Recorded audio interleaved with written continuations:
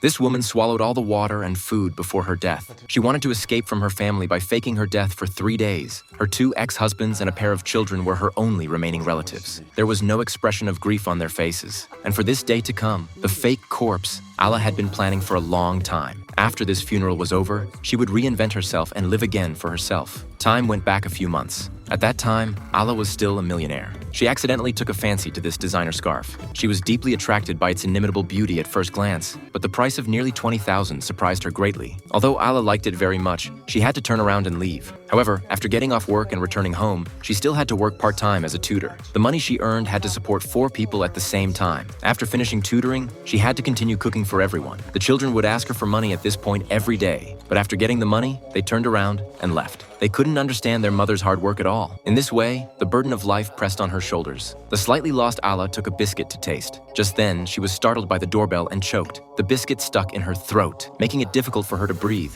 and she could only bear everything alone. So Ala stumbled to the water pipe. She pounded her chest with her fists. Only then did this strong woman manage to catch her breath. She slowly sat down. At this time, her already lost mood became even more depressed. Looking at the laughing relatives beside her again, she realized that she was just a tool to be ordered around at will. When she finally managed to sit on the stool, her ex-husband was led in by her daughter to look for food. He wouldn't notice Ala's pale face. She watched her ex-husband's eating manner. Only then did she realize that her ex-husband had been sucking her blood through the children. The ex-husband stayed until the weekend. The father and daughter were eating. Only Ala was preparing lunch alone. She thought she could have a good rest today. Suddenly, her pregnant daughter had something to ask of her. Seeing that her mother did not agree, she actually started crying and making a scene. Ala couldn't refuse her own daughter. She had no choice but to attend the mutual aid meeting on behalf of her daughter. The theme was to eliminate anxiety. A man began to talk about his anxiety. It turned out that he was a cancer patient. He was anxious that he didn't have much time left. He wanted to enjoy the rest of his life to the fullest. These words suddenly made Fei La wake up as if from a dream. Thinking back, had she ever enjoyed half a day of life? So she secretly made a decision in her heart. She must shake off the burden of blood ties around her. Then she walked towards that luxury store. She took down the scarf she had been dreaming of. Then she beautifully wrapped the scarf around her neck.